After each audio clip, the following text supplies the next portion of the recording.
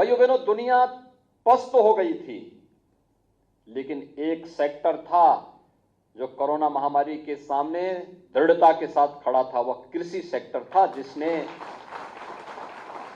Corona जैसी महामारी को मात देते हुए, मैं देख रहा था, खेतों में फसल खड़ी थी, कोरोना की आहट आई, मेरे सामने भी प्रस्ताव आया कि गेहूं की फसल खड़ी है, क्या होगा। मैंने कहा हम लोग कंबाइन मशीन मंगाएंगे। और यही अधिकारी जो मंच पर हैं, यही मंत्रीगण हैं। मैंने इन लोगों से कहा, मैंने कहा जैसे भी हो, अन्नदाता किसान कहीं भी वह निराश नहीं होना चाहिए। कंबाइन मशीन मंगाओ,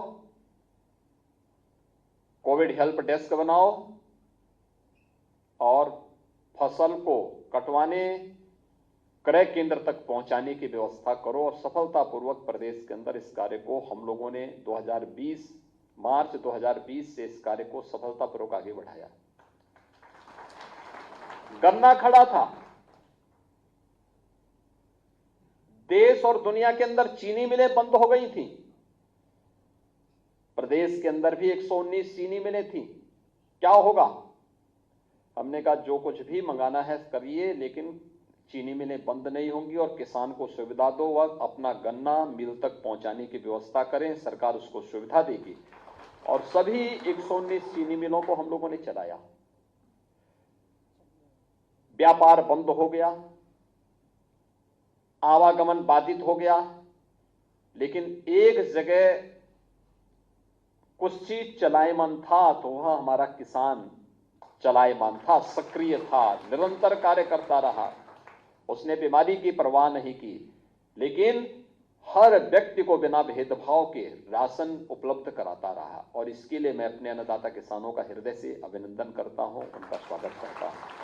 आपके परिश्रम और पुरुषार्थ का परिणाम है कि पहली महामारी है जिसमें भूखमरी से मौत नहीं हुई। प्रधानमंत्री मोदी जी का प्रबंधन, आपका परिश्रम पर्याप्त मात्रा में खाद्यान्न उपलब्ध करवाने में योगदान दिया। और इसीलिए 2014 से लेकर के ही प्रधानमंत्री मोदी जी ने एक लक्ष्य रखा कि किसान की आमदनी को दुगना करना है। हमारा अन्नदाता किसान भारत जैसे देश में प्रकृति पर निर्भर करता है। यह संभव नहीं कि वह हर एक जगह तकनीक का उपयोग करेगा तो अधिक आमदनी कमा सकता है, लेकिन पॉली हाउस हर जगह हर फसल के लिए नहीं बन सकते। उसको मौसम पर, ग्लोबल वार्मिंग की जो चैलेंज है, उसका सामना करना पड़ता है। उस सब के बावजूद रिकॉर्ड मात्रा में खाद्यान्न का उत्पादन उसके द्वारा किया गया, उत्तर प्रदेश जैसे राज्य में किया गया। और उत्तर प्रदेश के पोटेंशियल को व्यक्त किया है हमारे अन्नदाता किसानों ने। हम सब आभारी हैं। 1 एकड़ खेती में आज के दिन पर अगर हम फर्टिलाइजर, केमिकल और पेस्टिसाइड को देखेंगे, लगभग 12 से 15 हजार रुपए का खर्चा एक किसान का आता है 1 एकड़ खेत में। और प्राकृतिक खेती में यह खर्चा मात्र 1,000 रुपए के अंदर सीमित हो जाएगा। यानी ये 11 से लेकर 14,000 रुपए की बचत एक किसान को केवल इसी से हो जाएगी, एक फसल में। दूसरा, उत्पादन उससे बेहतर होगा। ये इतनी अतिवृष्टि जो हो रही है ना, इसका नुकसान प्राकृतिक खेती में उतना नहीं होना है। और चौथा, इसके मार्केट में दाम भी अच्छे मिलेंगे। 5वां, गोरक्षा हो जाएगी। भारतीय नस्ल का गोवंश भी बच जाएगा।